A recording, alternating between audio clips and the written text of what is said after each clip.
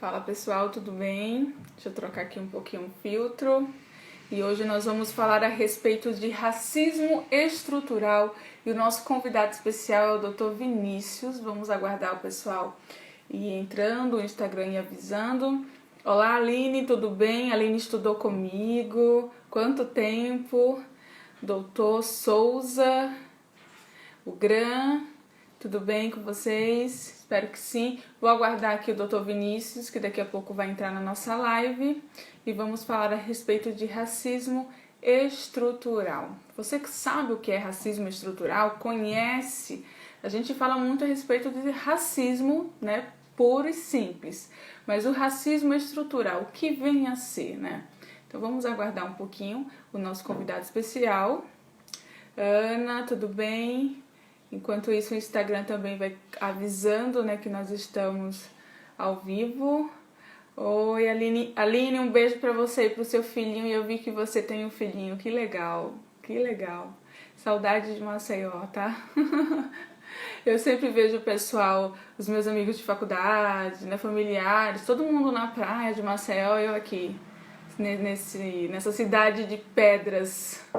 Meu Deus. Então vamos aguardar um pouquinho o pessoal entrar e vamos ver se o Dr. Vinícius consegue nos achar, tá bom? Que assim, neste horário das 8 tem muita live ao vivo, muita. Então vamos aguardar um pouquinho.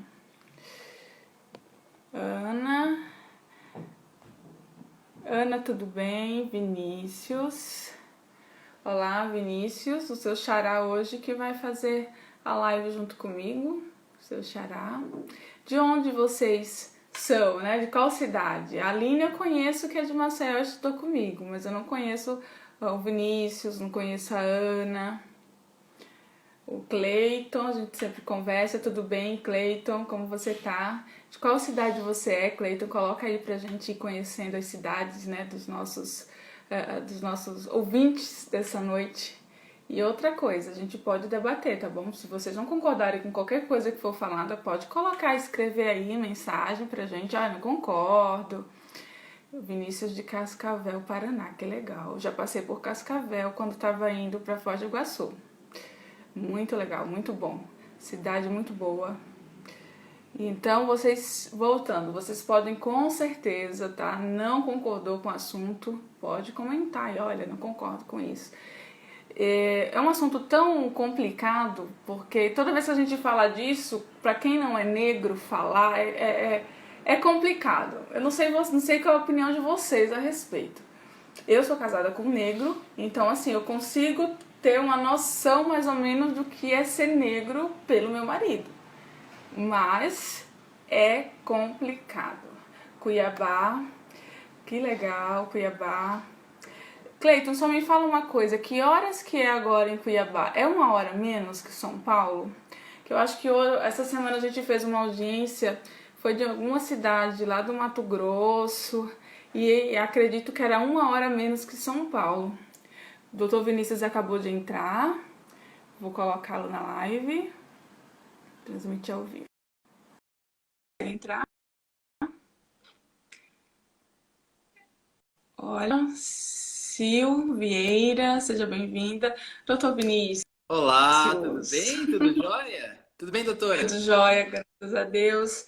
Primeiramente, eu Que bom. gostaria de agradecer a sua participação. Por favor, muito obrigada, né, por dedicar esse seu tempo, que eu sei que é precioso, para falar junto, né, comigo no meu Instagram. Muito obrigada, doutor. Eu agradeço o convite e quando você me mandou a mensagem, né? Vamos conversar sobre racismo. Eu achei brilhante, porque muitas vezes a gente está tão focado em pensar na atividade profissional que a gente pensa na live em direito de trabalho, né? Só que por que não falar desse tema? Não é verdade? Então achei a ideia muito bacana, achei sensacional e eu estou bem feliz da gente poder bater esse papo. Ai, não, olha, eu fiz muitas lives falando sobre direito.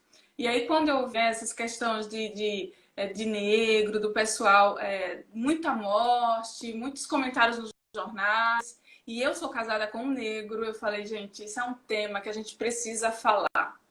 Com Porque toda não é certeza. mimimi, né? Não é Exato. bobagem, não é besteira, não é invenção da nossa cabeça. Porque toda vez que a gente entra no debate com pessoas a respeito de racismo, se a pessoa não é negra, sempre a maioria, pelo menos aqui da minha, né, da minha Da sociedade, aqui vivência, né? onde eu Aham. vivo, né? Aí vai falar assim, ah, esse é bobagem, toda a vida importa, né? Isso é exagero, porque vitimizar, isso é vitimização. E aí, doutor Vinícius, eu te pergunto, né? Vidas negras importam por quê? Por que essa campanha? Né? Bacana. Ó, uma coisa, pode me chamar de Vinícius, né? Não precisa do formalismo, né? Por E favor, vamos bater então não tem nosso papo. A problema. minha conexão, eu tô desconfiado que a minha conexão de internet pode estar me trollando. Então, se ficar devagar, qualquer coisa a gente pode, se você puder, segurar os comentários, que geralmente o Insta fica melhor, né? Mas eu Tá. acho que você já trouxe um aspecto que tem que ser abordado, que é o seguinte: quando a gente pensa em racismo, estou falando na sociedade brasileira, né? Existe uma ideia de que esse é um assunto, primeiro, sobre o qual não se pode falar, porque falar gera um desconforto. Segundo, mas para que falar desse assunto? Já está tudo bem. Nossa, o Brasil vive uma democracia racial. Olha os outros países. Então não tem por que reclamar, tá tudo bem, tá tudo jóia, né? Só que quando a gente se permite olhar para isso, sem um olhar preconceituoso, apaixonado, tentando entender o que se passa, né? A gente percebe que as coisas não são exatamente assim. Né? Então, quando a gente pensa em vidas negras importam, o argumento que aparece para dizer, olha, para que falar disso? É todas as vidas importam.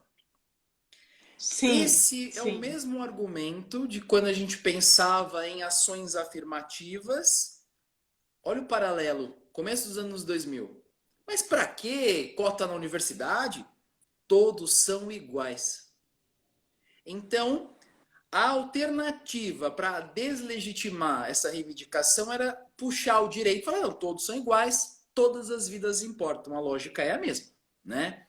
Sim. Mas ninguém que levanta a bandeira do vidas negras importam acha que todas as vidas não têm valor.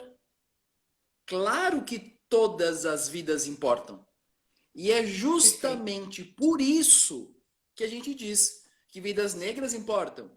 Ou que vidas negras também importam. Não é? Todas as vidas importam. E as negras também.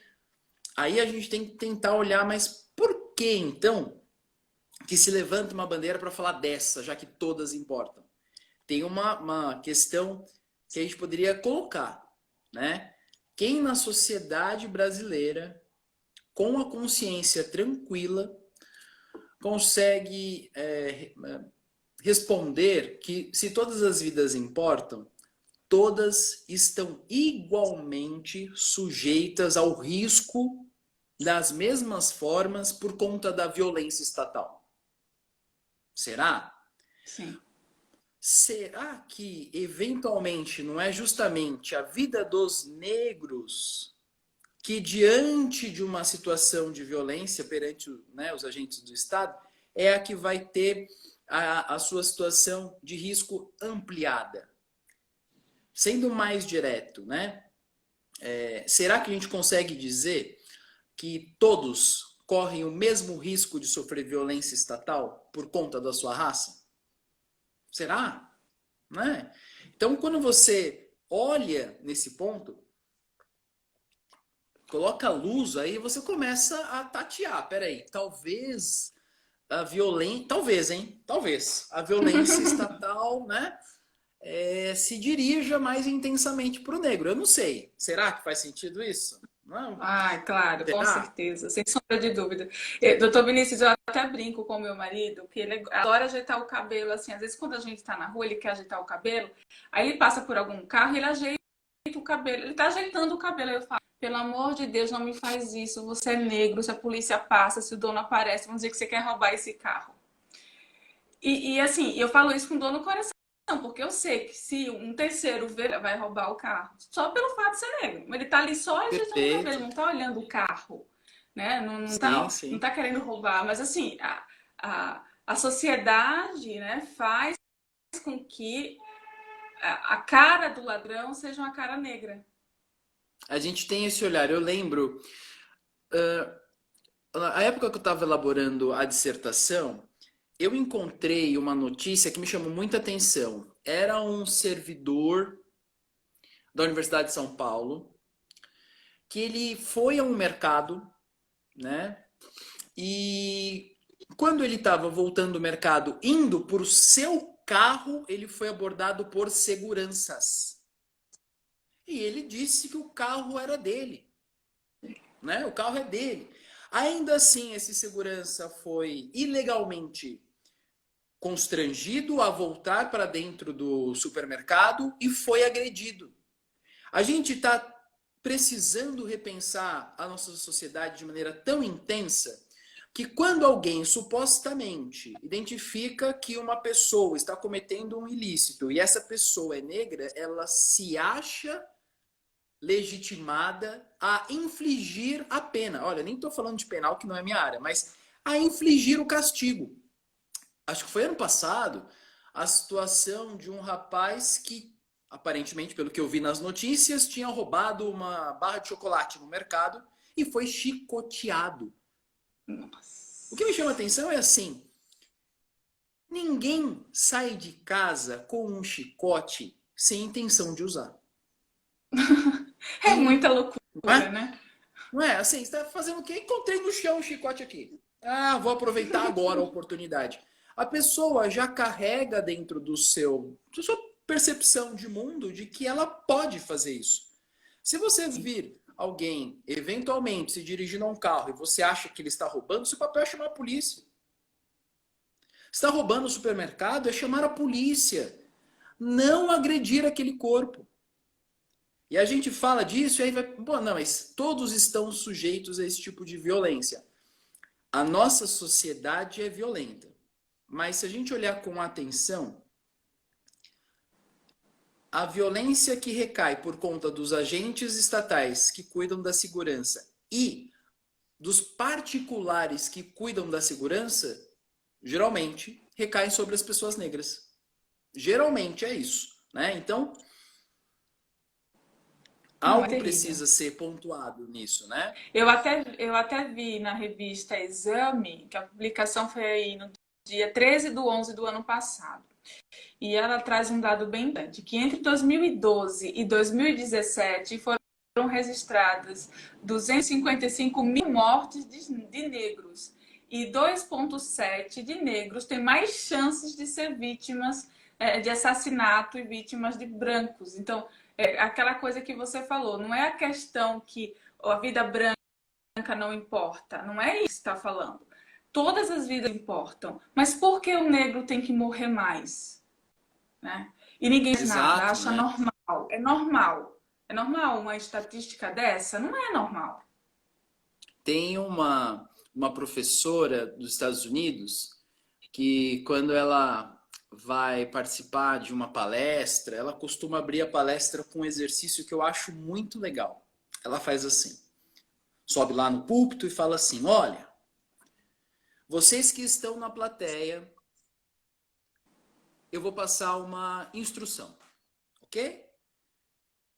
As pessoas brancas que estão assistindo, que gostariam de ser tratadas, que ficariam felizes se fossem tratadas como os negros em geral são tratados na nossa sociedade, por favor, se levantem.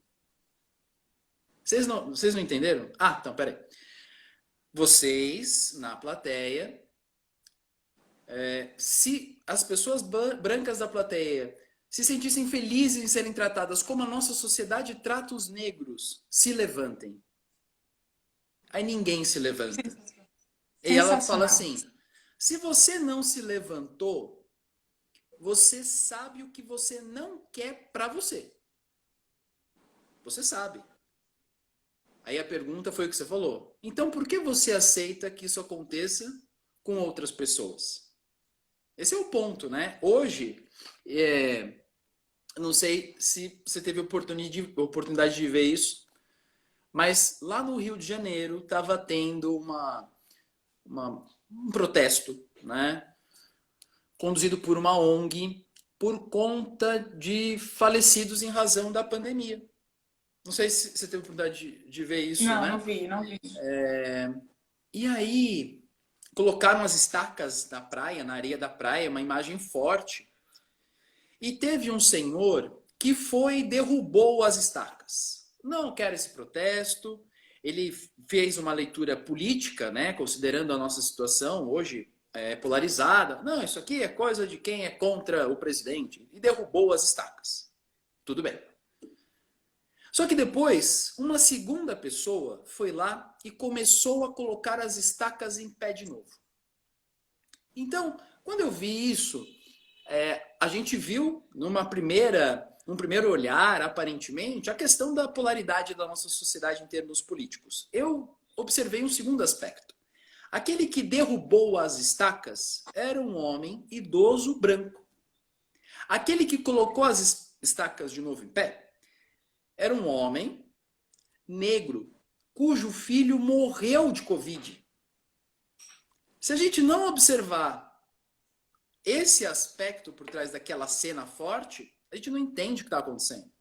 Porque a nossa desigualdade, e aí tem todo um traço aqui de como a sociedade brasileira, ela, mesmo depois da escravidão, continuou adotando medidas para afastar o negro da integração na sociedade. Se a gente não observar que a nossa desigualdade tem um aspecto racial, você não entende por que negros morrem mais de Covid. Porque tem menos acesso ao sistema de saúde, porque tem moradias precárias, onde o isolamento é mais difícil, né? Sim. Então, Até se falta a de gente não saneamento olhar mesmo, essa né? perspectiva...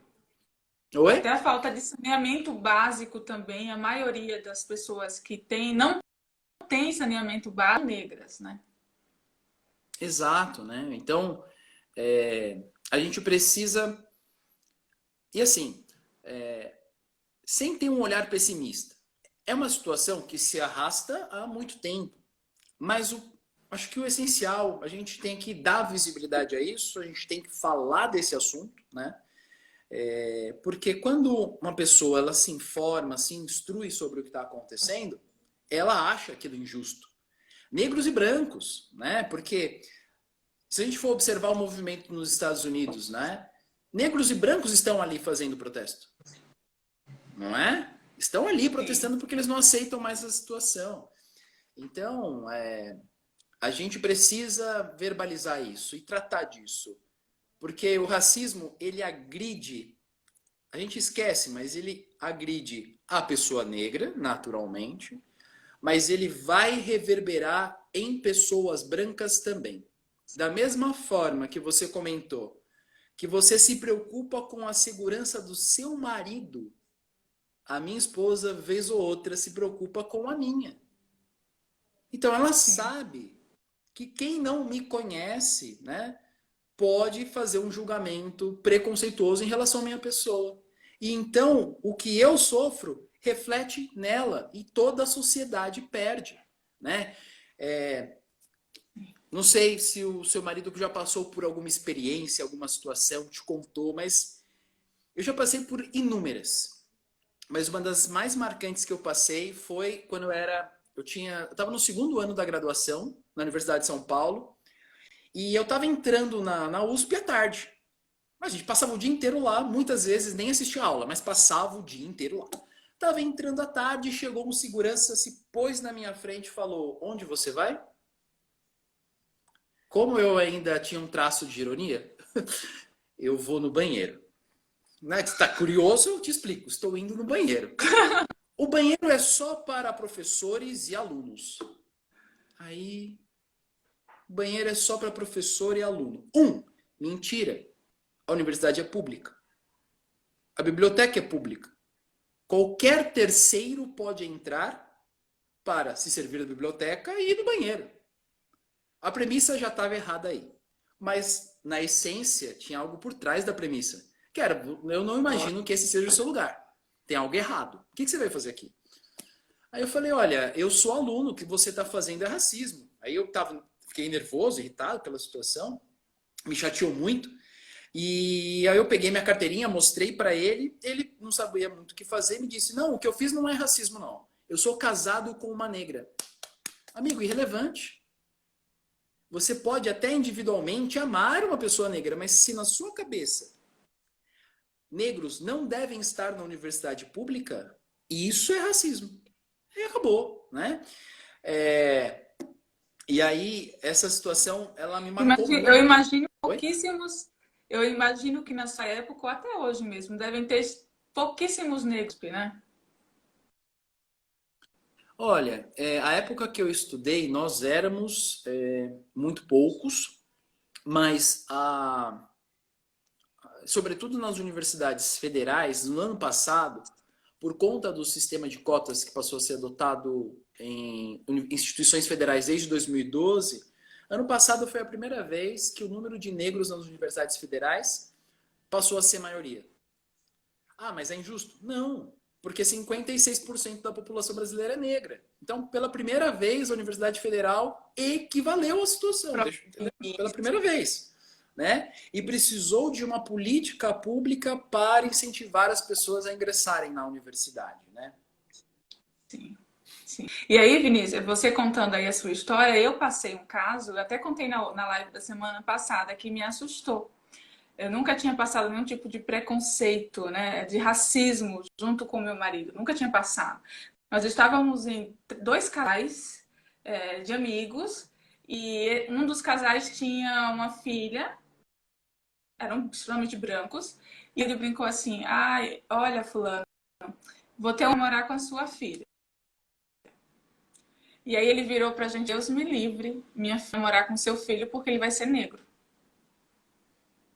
Amigo! Amigos? Opa, Não, tá. a partir dali não foi mais, tá? A partir dali acabou. Sim. Eu assim, foi um balde de água fria na minha cabeça. Eu falei, que coisa maluca é essa? Né? Que coisa maluca. Se dizem, eu não sou preconceituoso porque eu tenho, né, tenho um amigo negro, mas a gente vai tratar daqui a pouco do racismo estrutural que está dentro das pessoas. É algo assustador. Eu me assustei, Vinícius, eu me assustei. Olha que absurdo. E a partir dali, acabou. Sim, e aí é uma situação... porque essa a situação que vocês passaram de uma perspectiva, né, com um colega, essa frase, ela não é desconectada no sentido de que aquela pessoa por si só tem um problema de caráter. O que você viu ali foi uma expressão individual. Mas por que que existe isso? Porque existe toda uma estrutura nesse sentido, né? A gente vai falar um pouquinho mais para frente das 3 formas de se ler o racismo, né? Esse caso, um ato individual. O que eu passei na universidade já estou falando de instituição. A instituição reproduzindo o preconceito, né? E depois a gente vai falar de como ele está na estrutura. Mas eu me lembro quando eu estava terminando a faculdade, aliás, foi o tema que eu estudei, né? Terminando a graduação e depois no mestrado. Eu fui estudar o Estatuto da Igualdade Racial e eu me lembro, né? Vez ou outra, em uma arguição, perguntam assim, mas por que falar? Mas assim, como falar de racismo hoje se não existem raças entre os seres humanos? Existe apenas a espécie humana, não é mesmo? Então, falar desse assunto faz sentido? E aí, o que me chama a atenção, olha só como as coisas são profundas. Falar que não existe raças humanas da perspectiva da biologia, hoje já é um avanço. Porque no século XIX e no século XX, no começo do século XX, existiam teorias científicas que buscavam comprovar que existiam raças diferentes para justificar as ações que eram tomadas. Né? Então, quando alguém fala assim, hoje, olha, não existe raça, então não precisa falar disso, ela nem sabe que já é um avanço. Só que, no fundo, nunca importou a questão da biologia, né? Raça, ele é um instrumento que permite você fazer uma leitura sociológica, né, de vivências que esses grupos têm. Né? Ele, na perspectiva da sociologia, responde muito. Né? É por conta desse conceito que a gente vai entender o racismo como formas de discriminação que as pessoas vão sofrer em razão dela pertencer a um ou outro grupo.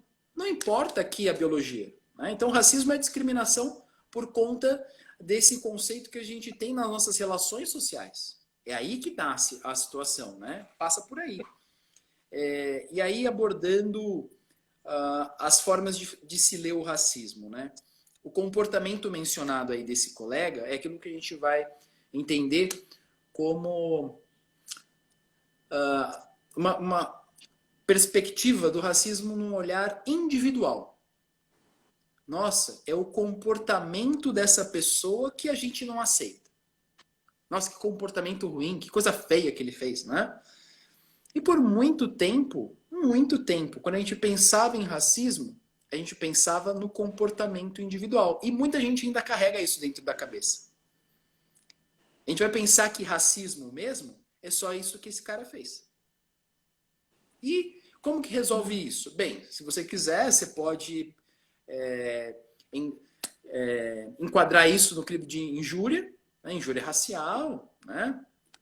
Ou então uma pessoa que está ofendendo negros ou judeus com uma publicação, você vai enquadrar aquilo no crime de racismo e a gente fica respondendo a comportamentos individuais. A gente fica olhando, né, para o comportamento. Sim. Só que essa faceta do comportamento, ela é pequena perto do problema. Né? Se a gente for lembrar da diferença entre discriminação e preconceito, discriminação é aquela ação exterior que ofende, que diminui, que nega acesso a direito, que paga salário inferior, que não dá promoção. Né? Mas, além disso, o preconceito é aquela situação que não se exterioriza. É o julgamento lá dentro. Não é? E como que a gente vai lidar com o preconceito? Porque ele vai permeando as nossas ações. Nem todo mundo vai falar o que esse colega fez, mas, eventualmente, se ele for contratar alguém numa entrevista de emprego, vamos supor que ele seja um gerente, e ele vai fazer as entrevistas, ele não precisa falar.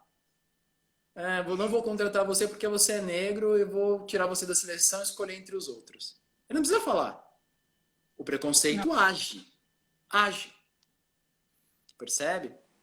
Daí que quando a gente passou por um olhar de buscar entender como esses comportamentos individuais vão se materializar em instituições, a gente já teve um avanço. Né? Eu tenho uma colega que ela fez uma pesquisa e ela estava estudando como o sistema de saúde público do Brasil, por conta das pessoas que o compõem, né? Que são pessoas que foram formadas numa sociedade que tem preconceito, como o sistema público de saúde acaba reproduzindo racismo, ainda que não verbal. Então, tem pesquisas que mostram que a quantidade de determinado remédio é oferecido em menor quantidade a mulheres negras do que a mulheres brancas. Pronto. Assim, vai no hospital, tá com dor, mas a quantidade de remédio aplicada é menor, ou a quantidade de remédio fornecida é menor. É a instituição da saúde tratando diferente. Sim. Eu tenho uma amiga que ela fez a tese de mestrado dela aqui da PUC a respeito de advogadas negras, né? E o racismo dessas advogadas, contra essas advogadas. E assim, ela ficou extremamente assustada com os casos que ela ouviu. E um deles que ela me contou, tinha uma advogada negra que estava toda bonitinha, né? Arrumada de advogada, né? Como a gente fala, tava com a capa de advogada, maletinha, sapatinho bonitinho. E ela falou assim: doutora, todos os dias eu venho para esse fórum há 2 anos. E todos os dias o guardinha pede a minha OAB. E a Rosana é extremamente branca. branca. Não estava vestida de advogada, estava de jeans, com a mochila nas costas, e as duas foram. Ele pediu a da negra e não pediu a da Rosana. É É assim, isso. simples assim. A gente precisa olhar para isso. Eu tenho certeza que a gente vai vencer essa batalha. Eu acho que o mundo está mostrando que a gente tem que comprar as brigas e defender o que é certo. Porque a gente está Não numa tem mais situação lugar, né? bagunçada. Oi? Não tem mais lugar para isso, né? Não tem Eu acho que a gente está lógica, num não tem mundo lógica. caótico porque a gente talvez tenha deixado de defender o que é o certo. E você falou dessa situação de entrar no fórum. Eu lembrei de um argumento que aquele segurança me falou, né? Quando eu mostrei a carteirinha, tal, para entrar na faculdade, ele me disse assim: é que eu não consigo lembrar o rosto de todos os alunos. Por isso que eu pedi a sua identificação. Aí eu fiquei pensando, entram 400 pessoas novas todo ano. Será que ele pede a carteirinha das 400? Eu lembro que nesse ano, né, a gente fez uma assembleia lá no centro acadêmico e eu estava contando essa situação. Alguns colegas que não sabiam que eu tinha passado por aquilo estavam chorando. E aí eu falei, olha, isso aqui eu acho que nunca aconteceu com mais ninguém. Aí uma pessoa atrás de mim levantou a mão e falou assim, comigo já. Eu olhei, era um outro colega negro. Negro. Negro. Ano passado, não, já tem um pouquinho mais de tempo. Eu estava indo resolver uma situação para uma cliente minha no ministério, no extinto Ministério do Trabalho, né? Hoje Secretaria Especial da Previdência e Trabalho. Então fui lá na superintendência, lá na Martins Fontes. Estava eu entrando, aí o vigilante parou na minha frente, né? Nossa, onde você vai? Onde você vai? Eu falo, prédio é público. Eu posso entrar para fazer o que eu quiser lá dentro, né? Aí eu fiquei pensando, porque como eu estava indo lá pela primeira vez para tentar levantar informações sobre um requerimento administrativo, eu falei, olha, no fundo eu não sei exatamente onde eu quero ir, mas eu deduzi que eu vou no protocolo. Eu tinha um número do que eu precisava, eu ia tentar lá levantar as informações, acabou que deu certo. Aí eu falei, vou no protocolo. Ele falou, mas você vai no protocolo mesmo? Vou no protocolo. Ah, então Vou tá. entrar e vou roubar todo mundo.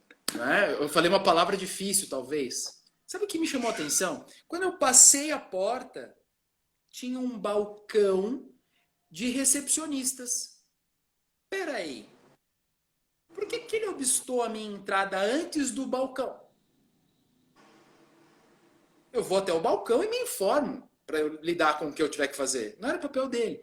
Só que, como a gente está numa sociedade que tem uma estrutura racista, a gente vai identificar o comportamento individual, como você mencionou do colega, a gente vai perceber instituições que adotam a mesma lógica, e se as instituições não tiverem cuidado, elas, ainda que involuntariamente, vão reproduzir o racismo.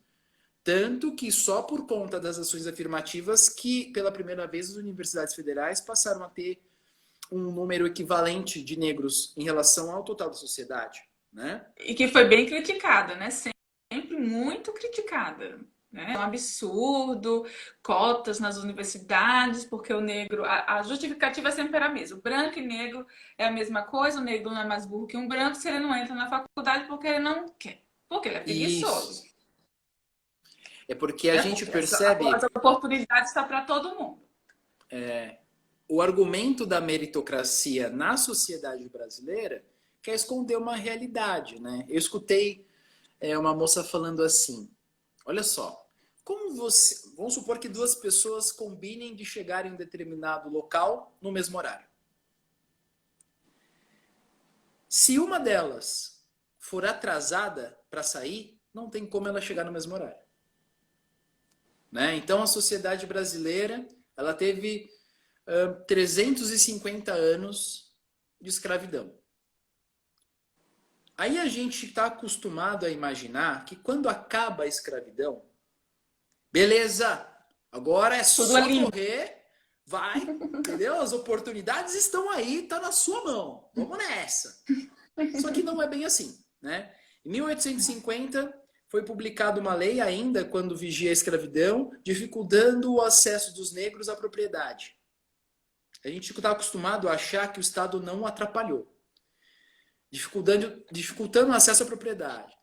Eu me lembro de ter lido, agora não lembro, uma lei, um decreto, faz muito tempo que eu pesquisei isso, mas era um normativo que dificultava o acesso do negro liberto à educação antes do final da escravidão. Então, estudar já ficou mais difícil. Em 1890, já na República, tem um decreto que estimula a vinda de pessoas do mundo para o Brasil.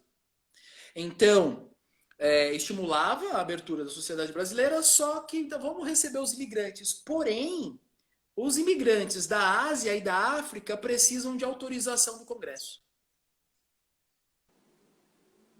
Então, o Estado ele foi tomando ações para alijar o negro da integração na sociedade.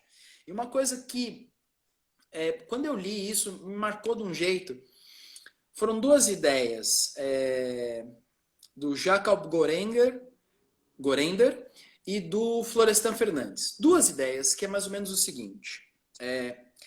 Quando o agente, no final do século XIX, quando o agente do trabalho escravo recebe a informação de que ele está livre, qual é a postura que ele vai adotar? Letra A. Na segunda-feira ele vai tomar banho, pôr uma camiseta e procurar emprego. Letra B. Se ser livre é o que o Senhor fazia, se eu trabalho e ele não, ser livre é eu não trabalhar. Psicologicamente, ele vai se entender como sujeito não trabalhando. E outra, como que ele poderia se integrar numa sociedade de trabalho assalariado tendo uma vivência na escravidão? Não é Não, viável. se hoje já tem esse preconceito todo, você imagina assim que, né, que foram libertos. Não é Assim viável. imagina. Então, se a gente não observar que do final da escravidão para frente não houve nenhuma ação para integrar essa população e ainda existiam normativos alijando ela da propriedade, da educação, como que a gente poderia, tendo plantado barreiras, colher hoje o discurso da meritocracia? Não dá. Quando um negro atravessa suas questões individuais, entra na universidade pública, ou ela se torna como aquela senhora que se tornou a primeira professora do ITA, negra, doutora, a história de superação individual de um indivíduo não pode justificar o argumento da meritocracia, porque não é a situação de disputa de todos. Tá? Então a meritocracia não faz sentido. Não na nossa sociedade. Só tem meritocracia entre aqueles que estão disputando a partir do mesmo patamar. Porque senão é ilusão, é uma falsa noção de que é só você correr. Eu me lembro, olha, me marcou muito uma notícia que eu vi, deve ter uns 2 anos, uma garotinha e ela morava num lugar super difícil, de muita pobreza, e teve um alagamento, e a avó dela falou assim: filha, corre, pega o que você tiver de mais importante, vamos sair de casa. Ela foi lá e pegou os livros. Como que essa criança vai disputar em condições de igualdade uma vaga na universidade se nem casa de direito ela tem? Então, né? E aí a gente caminha para um terceiro olhar, que o racismo ele é uma situação construída historicamente. A gente começa a falar de raça para valer no final do século XVI, século XVII, num contexto de o europeu estar colonizando a América e a África. E para justificar as ações adotadas naquela situação de relação de produção, de explorar aquela mão de obra, eu preciso ter uma justificativa. Aí ela, vem a justificativa religiosa, vem a justificativa do direito, vem dizer, então, que aqueles que eu estou explorando, na verdade, estou fazendo bem para eles, porque, né, eles são inferiores e eu vou iluminá-los, né? E essa questão, ela que vai gerar, né, o que a gente fala hoje de racismo estrutural, vai permear diversas matizes da nossa sociedade. A gente vai identificar o racismo não só no ato individual ou na instituição, mas o racismo se reflete na economia, no direito, na política. A ideia é que a nossa sociedade se formou sobre essa estrutura. A nossa sociedade se formou sobre a estrutura de explorar a mulher também. Não é um acaso, é montado assim, né? Então, a gente muitas vezes pensa que o direito é neutro, veio da justiça, mas foi o direito que disse assim: ele não é uma pessoa, ele é um bem. Não é? Sim, com certeza. Não é? Então, ele é um bem. Então, você pode fazer o que você quiser. Não, com certeza. E aí essa questão, né, de diferença, é difícil você ver um negro num cargo bom assim, né? Um diretor de empresa, um CEO, um advogado. São poucos advogados, juízes são poucos juízes também. A região do TRT da 15ª região, né? Duas negras só que eu conheço, que eu já tenha feito audiência com duas negras. Então, assim, é uma dificuldade. O negro conseguir se destacar, cara, é um absurdo que o branco não faria. Às vezes tem branco que um conhecimento extremamente raso e consegue as coisas muito mais fácil do que um negro. Por que será? E aí a gente entra também na questão das mulheres também, né?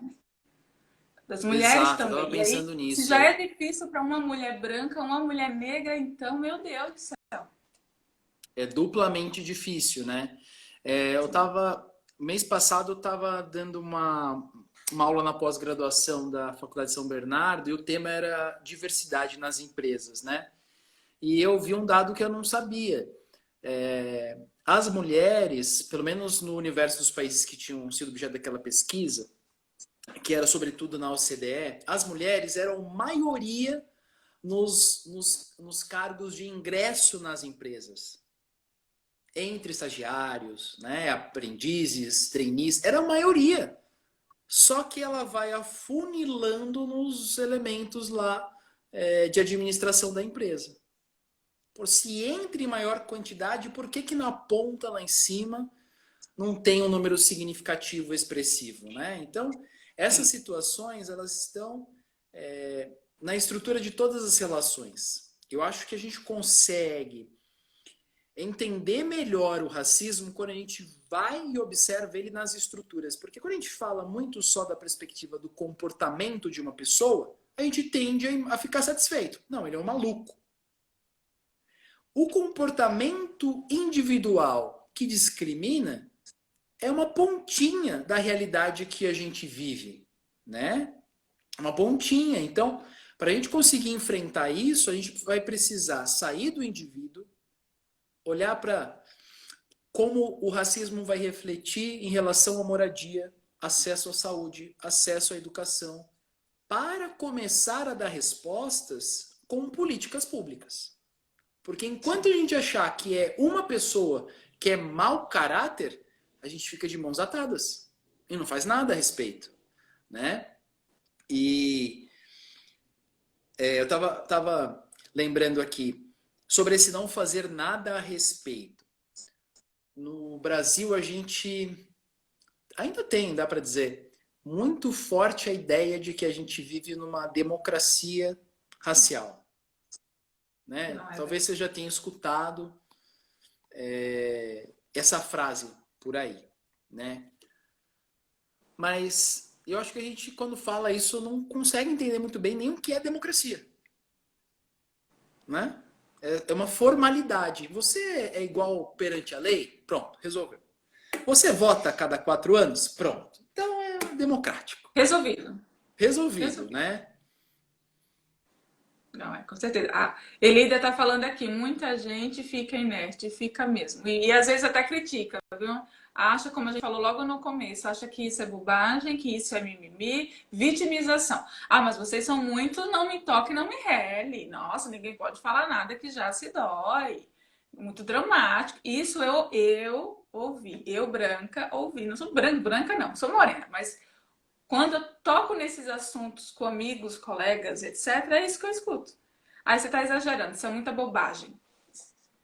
É. E não é. E aí a questão passa por. Quando a gente observa, assim, as crianças que morreram no Brasil recentemente, negras. O rapaz que foi asfixiado nos Estados Unidos esse ano, né? Negro. No ano passado, no Brasil, teve uma agência bancária em que um cidadão negro gostaria de conversar com o gerente do banco, o gerente não quis falar com ele, chamaram segurança e enforcaram ele. Ele sobreviveu, mas ele foi asfixiado.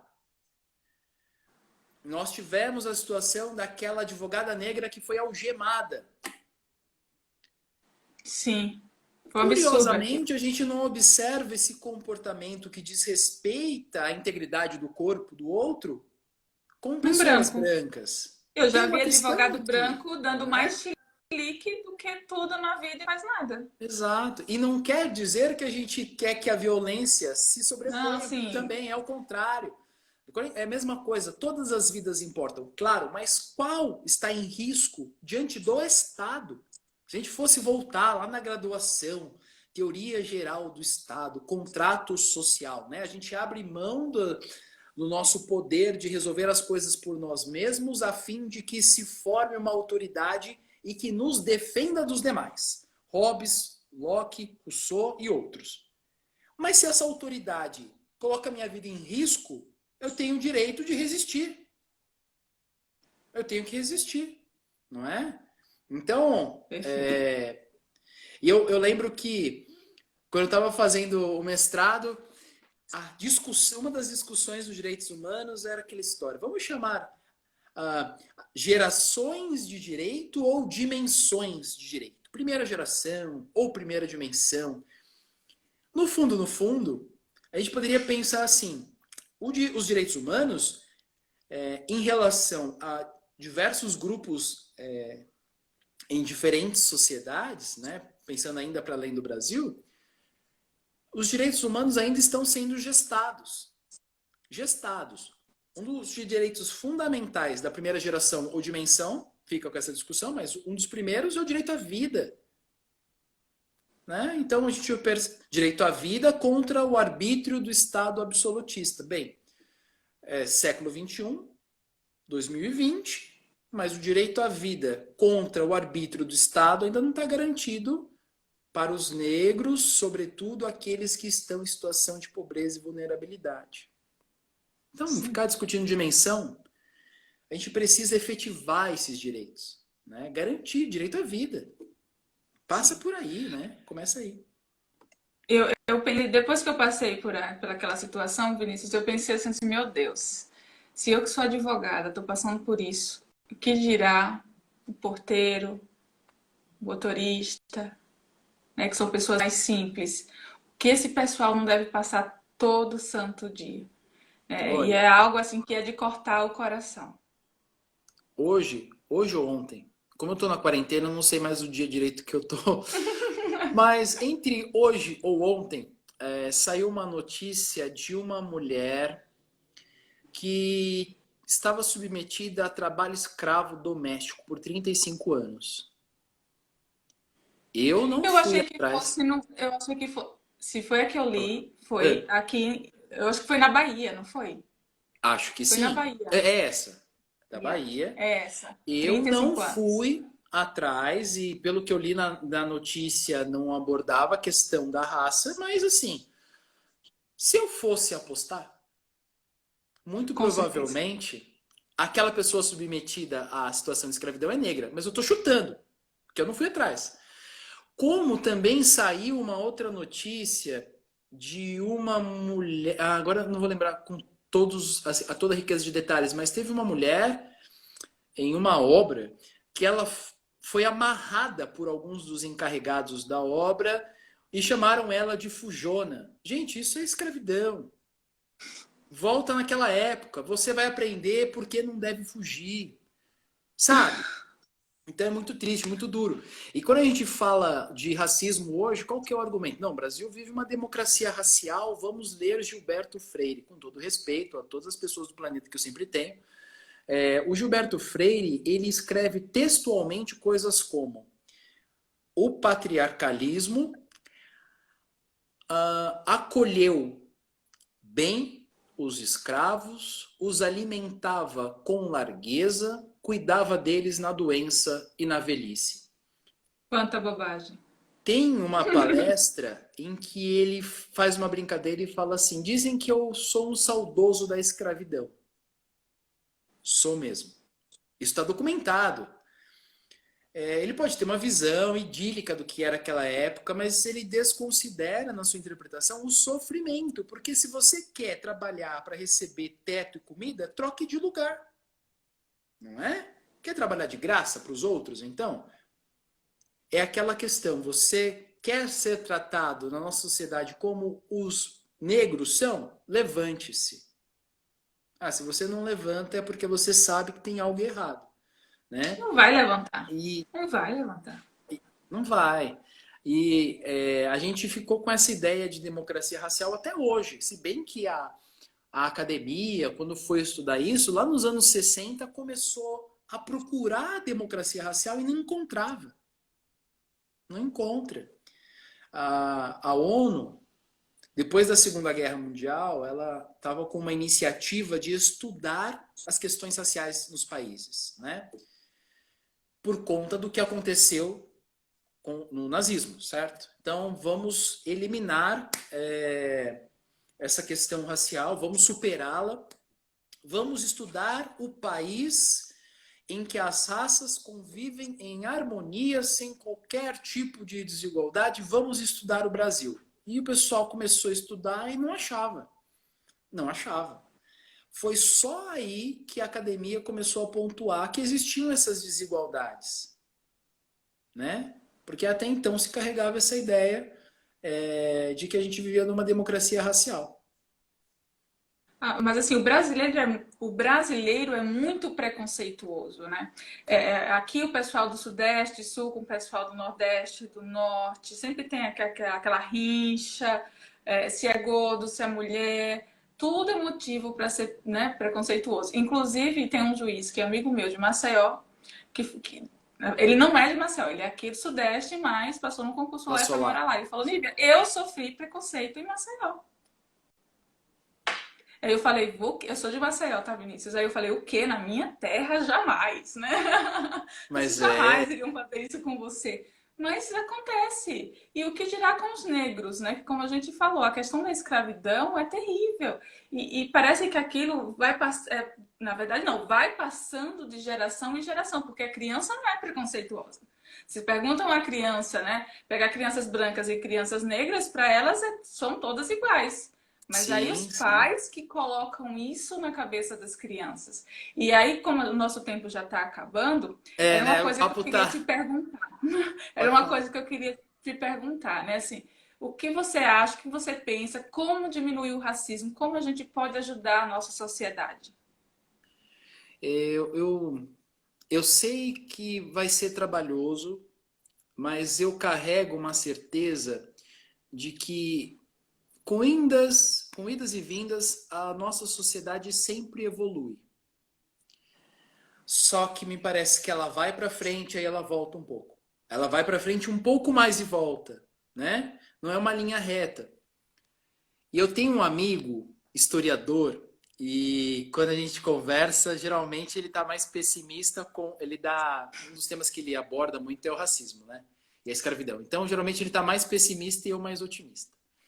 Aí eu falo para ele assim, meu caro, o fato da gente estar conversando sobre esse tema já mostra que o Brasil não é o mesmo que era há 150 anos. Não é o mesmo. Né? A gente progride, a gente avança. E o que eu acho que a gente pode fazer? Primeiro, assim, ponto de partida, ficar atento com a nossa empatia. Porque a gente vai naturalizando que agrida um negro, vai naturalizando aquela piadinha que diminui, Achando normal. Tudo é normal. brincadeira, A Vinícius. gente Tudo é precisa brincadeira. imaginar, assim, o primeiro esforço é a empatia, passa pelo coração. Imagina se a piada fosse com você. Ou se você escutasse uma piada te diminuindo, você ia gostar? Não. Então não goste que façam com os outros. Segundo ponto, instrua-se, estude, vê uma live, vê um vídeo no YouTube, pega uma indicação de um livro e vai, através do conhecimento, percebendo como as coisas efetivamente funcionam, né? Então, uma parte passa pela empatia, a outra passa pela razão e a terceira coisa, a nossa sociedade é estagnada nesse tema, ou sempre, por muitos anos foi estagnada, justamente porque a gente tinha um preconceito de ter preconceito. Não quero falar do assunto. Errado. Fale. Fale das situações que você passou. Pergunte aos seus colegas, não se eles já sofreram racismo, mas quais foram as experiências que eles passaram, que eles fizeram, o que você poderia fazer. Então a gente precisa espalhar isso. Espalhar. Sim. E assim a gente vai, quando surgir uma proposta de lei para que haja cota de negros na política, você vai falar, depois de você ter tido empatia e ter estudado, você vai falar assim, faz sentido. Em vez de pensar, mas todos são iguais, todos eles importam.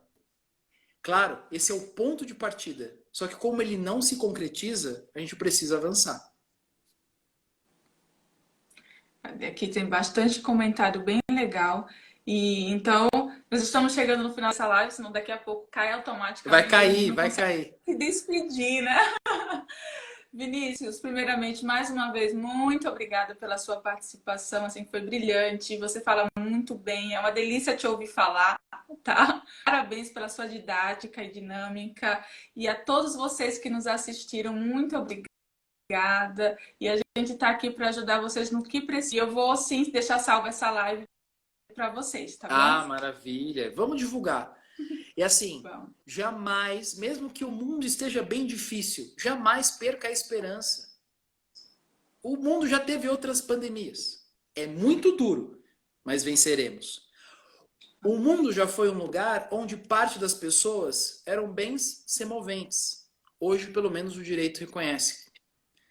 Então, a gente vai caminhar e as coisas vão melhorar, eu tenho certeza. E eu agradeço muito o convite para esse bate-papo, que foi muito legal. E vamos divulgar essa nossa conversa, e vamos salvar, e vamos fazer nosso trabalho de formiguinha, mas com bastante esperança. Obrigado, viu? perfeito. Obrigada eu. Um abraço, pessoal. Um abraço, Vinícius. Até Tchau. mais, tchau, tchau.